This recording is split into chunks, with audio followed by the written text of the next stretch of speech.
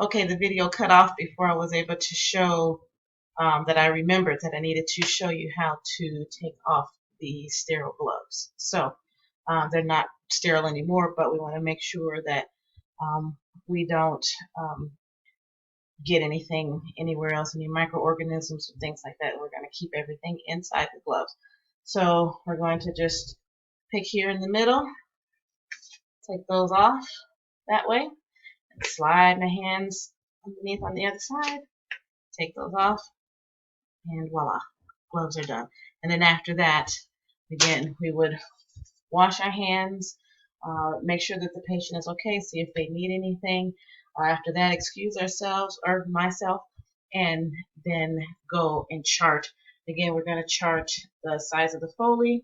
We're going to chart what the initial amount from the catheter, and we're going to chart if the patient tolerated well, things like that. So, okay. Thank you very much. I think I covered everything now. All right, thanks.